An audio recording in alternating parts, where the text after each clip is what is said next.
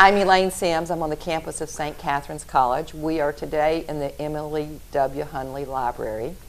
I have with me Dr. David Donathan, a familiar face to many of you. You're on about at least once a year. I try to be. Yeah, try to be.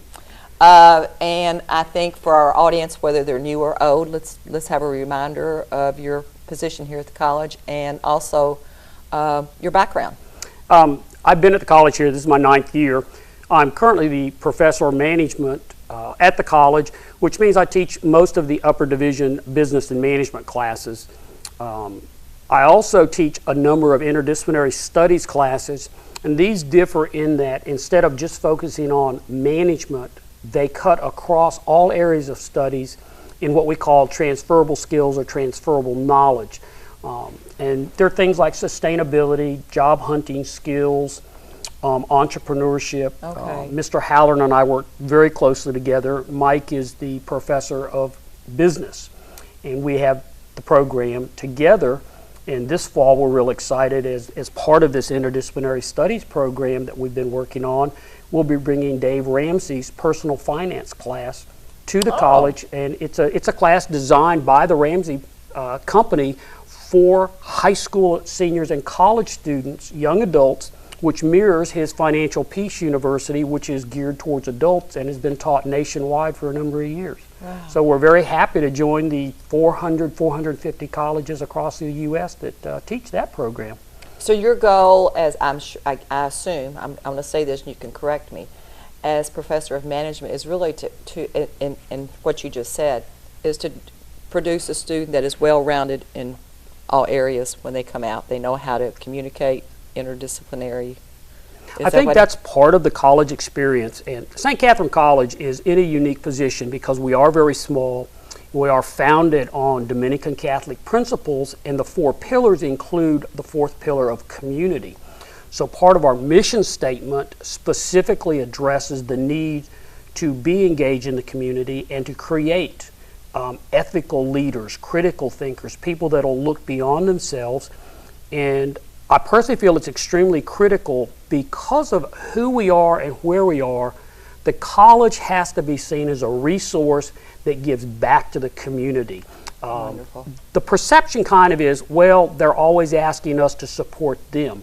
But we have a great athletic program. We love it when our community comes and supports our student athletes.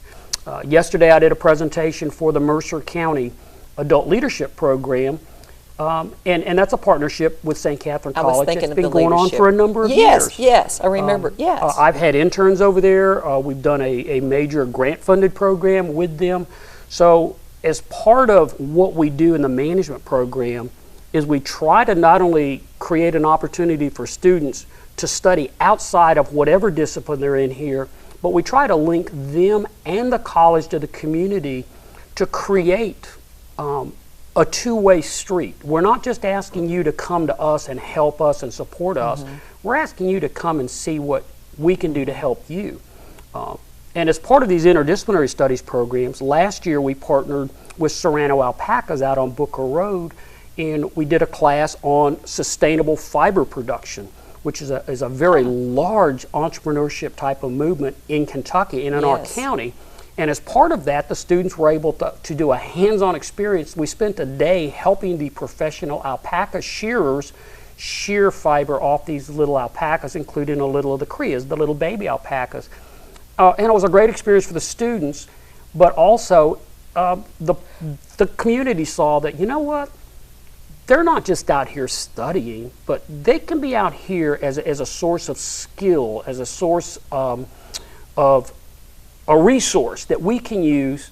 And then in conjunction with the Berry Center, we tend to reinforce this small town sustainability. That would have been a great feature article in the paper. Was it in the paper? Did I miss it? It was. In fact, Jesse Osborne is great. We get a lot of publicity from him about the things that our students do. Good. And there was a very nice article, complete with pictures that you did miss. Okay. But more importantly, we get word of mouth because as we've worked, for example, with the Harrodsburg Chamber of Commerce, that's creating more linkages and creating more opportunities for the college to be involved with local communities. as a result of some of Jesse's linkage to Springfield. When we had that major economic issue, they came out and asked us, as management business professors, and Mr. Halloran teaches economics. He said, give us kind of a local view of how this impacts us with the budget impasse. So we're very happy to work with the community, and it's important for a small college who can't get a lot of grants to find their little niche where they can be effective. And frankly, I think we're generating a little bit of a reputation for sustainability. We're generating a reputation for community engagement. And that shows in our student attitudes. Well, that's wonderful. That's wonderful. Gosh, there's a lot to talk about here. But the main reason you're here is because, was it in January? You went to Croatia? I did. And it's an offshoot of kind of what we've been talking about in terms of being a community resource, of reaching out, is as a result of the sustainability efforts that the management department's been involved in, I was asked to present a presentation at the 10th International Conference on Sustainability at the University of Split in Croatia on this series that we're teaching, because typically you find we teach entrepreneurship as a class. We might teach sustainable agriculture as a class, but we don't teach it across the board with common linkages so that students can see how you can be an entrepreneur in a sustainable business which impacts the community, which then, of course, impacts the products and the product markets. So, this, no insult intended. How did they find you? I mean, we're in small town USA.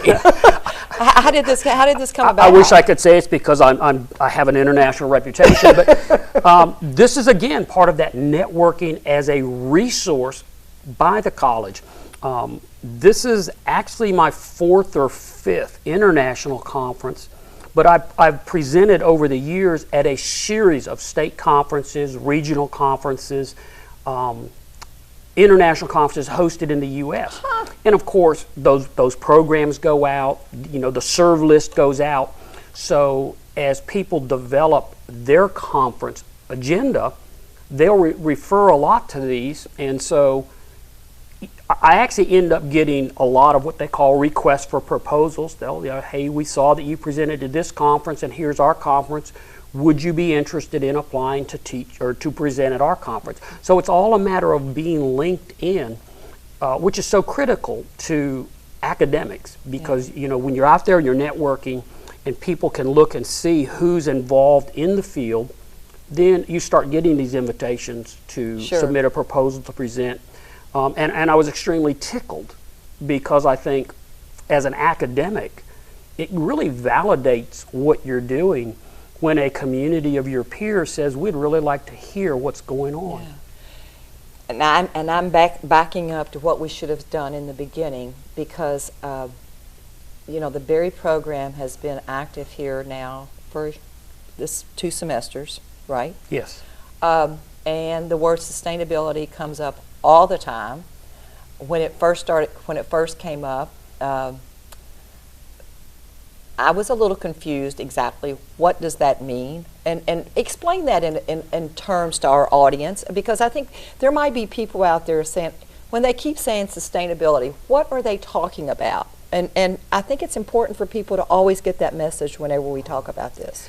I think when you look at sustainability, you can, like every other word, find a lot of different definitions. And not speaking, putting words in Dr. Baines, who's the director of the Berry Institute here, and we work together quite a bit on different things. And I think our common definition of sustainability at the campus is operating a business in such a way that you don't deplete resources irrevocably, and that where possible, particularly in agriculture, you use natural resources. You try to avoid the chemicals and the artificial and the genetically modified organisms in order to more sustain what you have for future generations while getting what you need today. One of the people that I'm trying to work with a lot is Steve Smith, who does a Sure. large community garden as part of his farmers market booth. And we go out and visit with him, and we look at how he's installing low water use irrigation systems. He's now branching into having a beehive to better pollinate his plants. We partnered with Nelson County Beekeepers Association when they were doing their beekeeping school, because what we find now is that pesticides are killing Yes. honeybees. It's 80 all over to the place. 90% of your food is reliant in part on honeybees. The entire almond industry in California is reliant on honeybees. And so many bee colonies are dying for unknown reason that they created the term colony collapse disorder, which basically says, well, all my bees are dead and I have no clue why. So as we're looking at sustainability, we're looking at certain corns, for example, may impact bees because they are genetically modified to reduce the need for pesticides. Okay, explain genetically modified also to our audience. I mean, It's where they actually... And I learned this at the berry conference, but it's still, I mean, I think a lot of people don't realize. Yeah, living organisms are built from DNA, and by manipulating the DNA, you can cross-link from other species for different genetic traits. For example, in Hollywood, unfortunately, you can actually order a designer dog where you say, well, I want this from this breed and this from this breed, but I want them to look like this breed. And they can genetically modify through breeding and other, and I'm not real familiar with the husbandry part of it, to generate a custom-built dog. And we've done that with plants. So when we look at sustainability, we have to see what's here and what's gone. For example, when the first people moved to Kentucky, this was a huge plain, lots of trees. About the only place there's now a natural plain that would have been, as in the late 1700s, had been recreated at Bernheim. And they find that the prairie grasses, the old-time farming practices, are actually more beneficial to the soil than modern mass farming and the use of chemical pesticides and fertilizers. And you end up looking at things like water pollution due to fertilizer runoff, which then reduces the oxygen in the water, which creates fish kills. So here, I think we're looking at saying, what can we do in an environmentally friendly way that will improve how we use what resources we have? Composting instead of using chemical fertilizers. Going back to heirloom plants, things of that nature, and looking more at how can we as a community subsist on a smaller scale basis and not have to rely on a 3 million acre corn plant run by a major company in Iowa. And so I think that's kind of the long answer to what is sustainability. Yeah. Doing more with what you've got. Do more with what you have. And use what you need, but regenerate and preserve so that in the future people have what they need as well. Interesting. Well, and I think it's always important to bring that back up to our audience, because I think this is a huge part of St. Catherine's now, and then we're hoping it's just going to get bigger and bigger and bigger.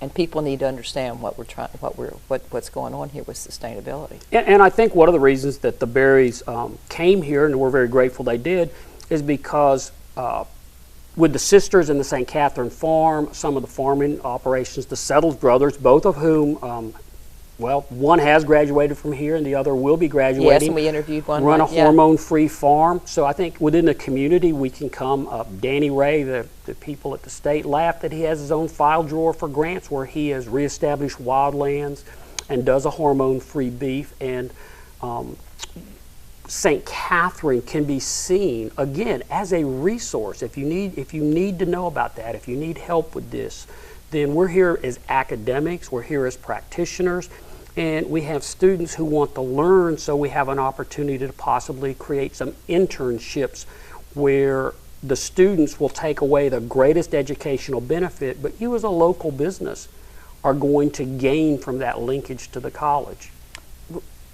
Am I venturing out to say that St. Catherine's is kind of the leader of this in Kentucky?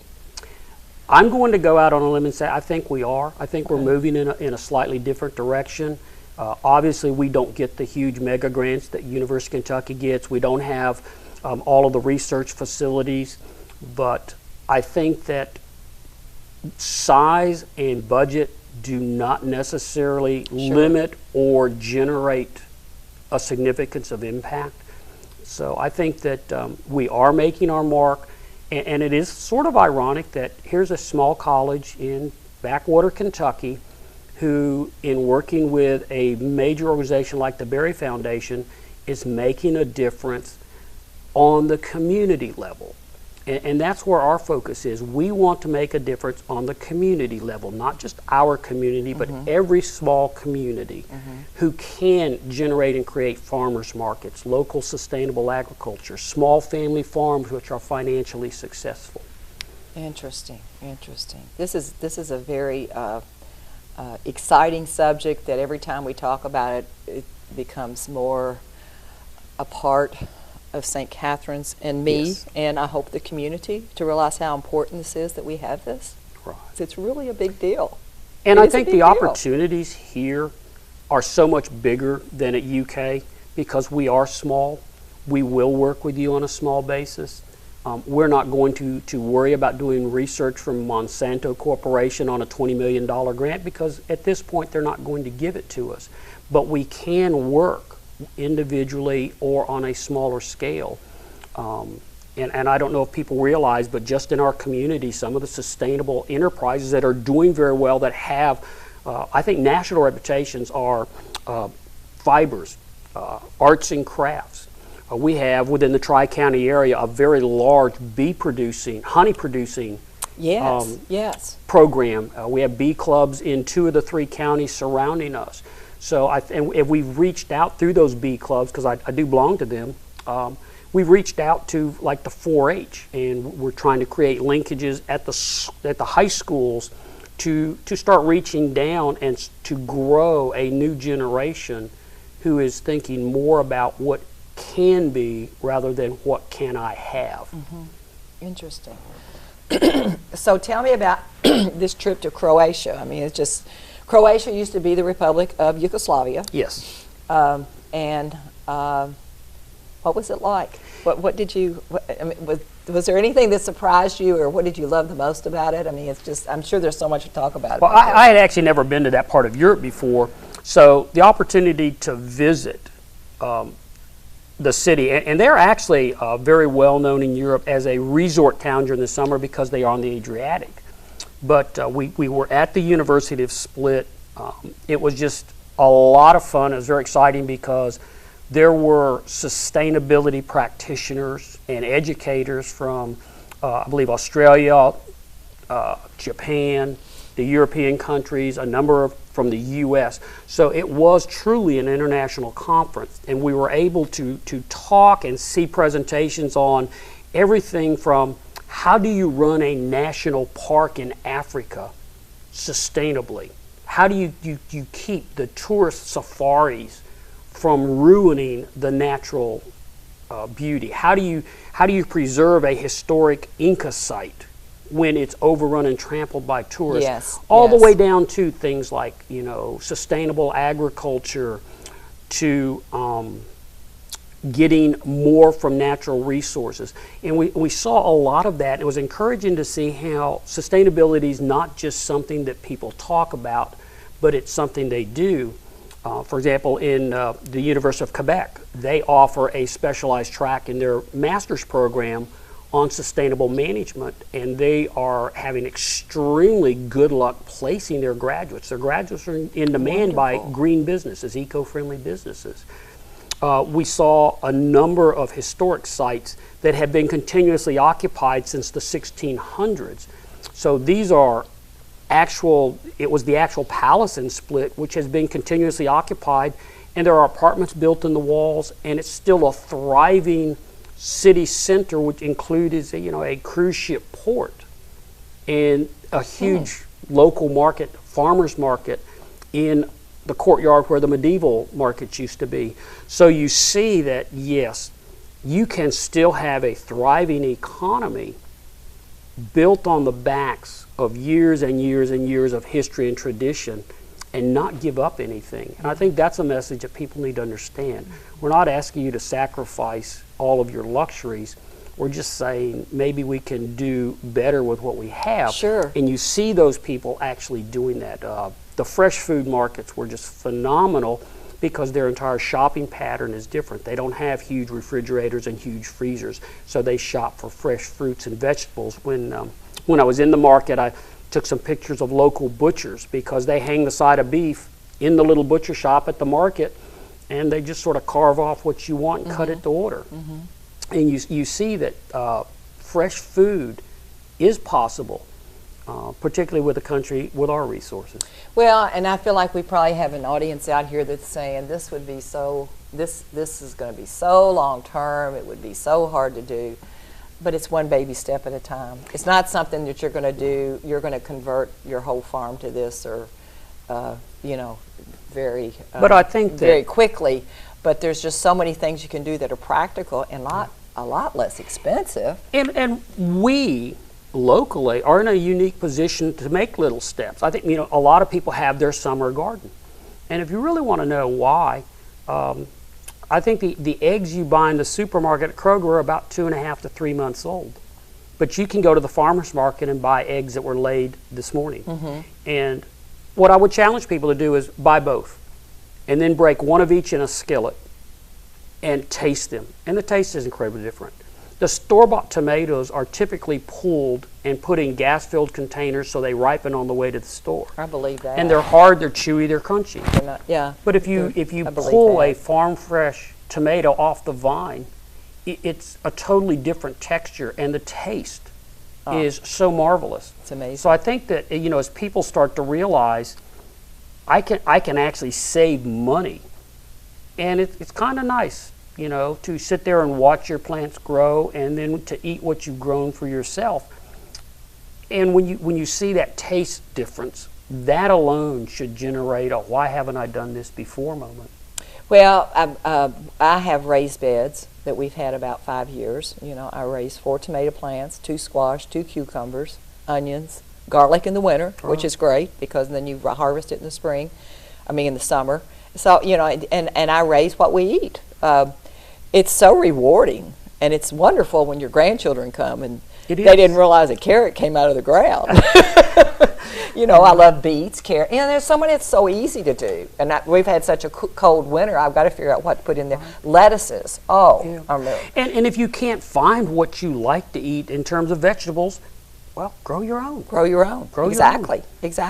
If you use a lot of different herbs that are hard to find and very expensive, most of them can be grown in containers in your kitchen or on your porch. I have 2 big planters on my back porch, and I don't know if we're allowed to do this, but last year, every herb that I looked for, I went to Louisville and Lexington, but everything was at the Country Gardens in Bardstown. They had every herb I could think of, and they were like $1.25. Right. And I have 2 big pots, and they were full until, you know, I still got a few of them growing.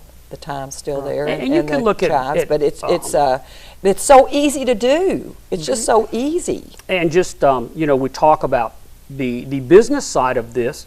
A number of the major retailers, I believe, starting today, are generating what they refer to as a Black Friday spring, where they are going to start really marketing at big discounts all of these sort of outdoor things: barbecue grills, soils, garden beds, plants. Interesting. And they're trying to generate a big increase in sales because there is a growing interest in doing things at home.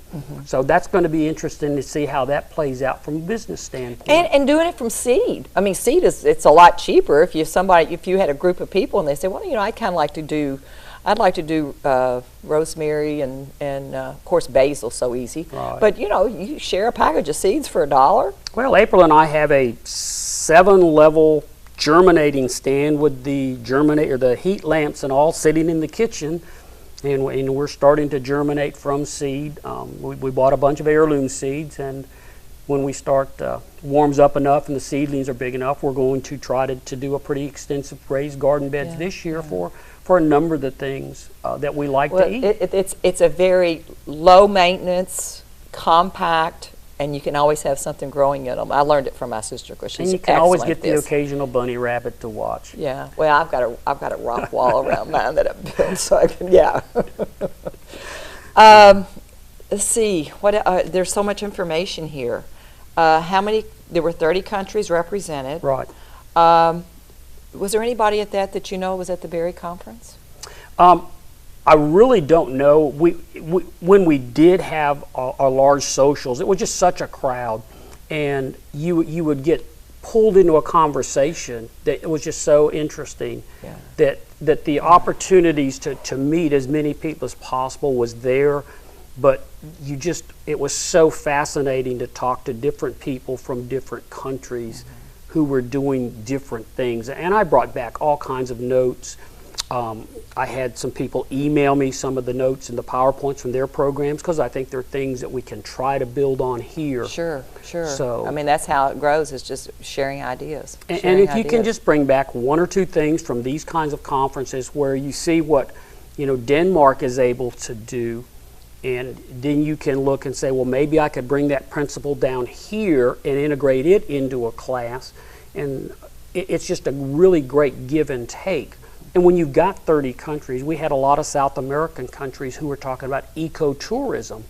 And I've been down there, and I really don't think that much about ecotourism because we're clearing away all the natural growth around these ancient sites, and people are trekking all over. Yes. So when they talk about what they've Yes. done to prevent additional damage just from the foot traffic, in caverns and chambers, they look at things, and Egypt has found issues with the moisture from people breathing.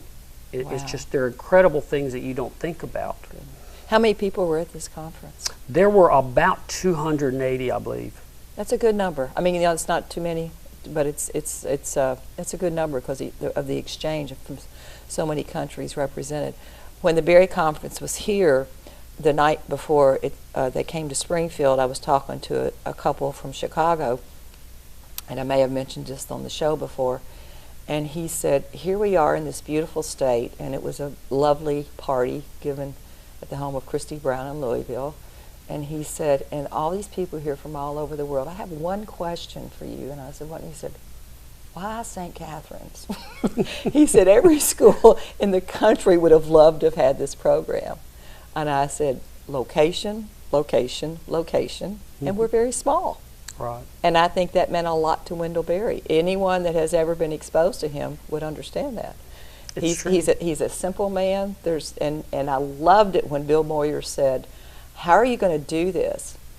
How are you going to get this across to the world? Because he has been such an activist and camping out at the governor's mansion for a weekend, getting a massage, people coming in being so nice to him.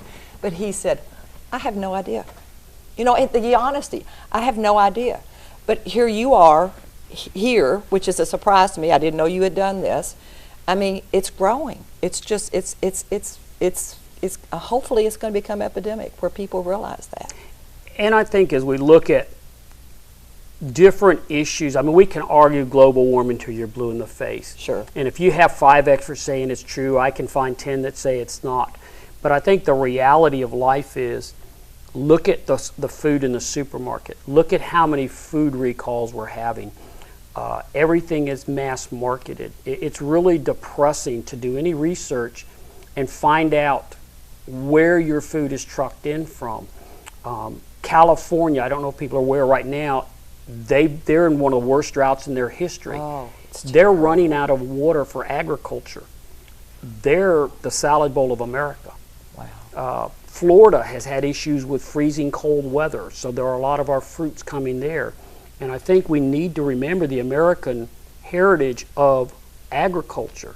We can argue about summer vacations. Well, that was because we were such an agricultural nation. The kids had to be at home on the summer working on the farm. Sure. We didn't start till after Labor Day. Right. And if we're going to start fixing the food problem, we need to quit expecting but it was somewhere. And I don't remember.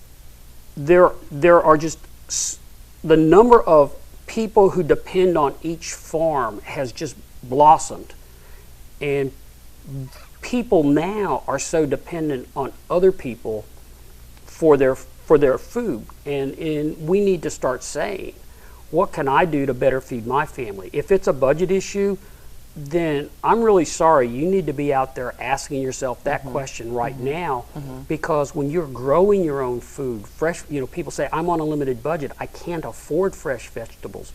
But you could grow them, and then that sweat equity makes a lot of that food taste a whole lot better, and it creates that budget buffer for you for the times you do have to go and purchase food in the store. And it's fun. The outdoor labor, it is fun. It's very rewarding. I mean, nothing's more beautiful growing than an eggplant. And as you pointed out, beautiful. It's something you can do with the whole family. And it's so fun to watch. It's Yeah. so fun to watch. It Watch is. it. It's just a little bit of maintenance and just daily care, and it's just so fun to watch. Thank you so much. I mean, this has just been, one more plug for how we're trying to help change the world. Well, I mean, it's always great it's when wonderful. people take an interest in what the college does, and I probably I could go on and on and on, but I know we're time limited, so I appreciate every opportunity to come Sure. and say, this is what we think Catharine College can help you with. But, we reach out to the community a lot and ask for help, and I really think the community needs to start saying, well, what can St. Catharine do to help me? They're Yeah. part of my community, and we should be community neighbors. And I encourage people to contact the college. And I'm sorry, the answer may be there's nothing I can do. Sure, But, sure. it will plant a seed, and it will maybe give us an opportunity at a later date to find something we can do to help you. Well, and there might be some people out there thinking, well, exactly, what does he mean? Maybe we can do this again in the fall, and we can give them a list. Let's give them something they can jot And they're down. always welcome to come to the and- college and visit. Sure. I mean, we love to have the community come and visit the Oh, college. absolutely, Um, absolutely. Come and have lunch in the cafeteria. It's probably a great value for your money, and you can meet the people that are here. And it's if super. anybody out there wants to talk to Dr. Donathan, call the college. You can call the college. And his name will, the number's 5082, I know that. And I know, Peggy and her crew always put on a great meal, so I'm always happy to meet at lunch and talk to people down in the Okay. cafeteria. Well, thank you so much. Thank you for having This me. has been a nice surprise. I didn't know what this was going to be about. It's Well, wonderful. it's always fun. Thank you. Thank you.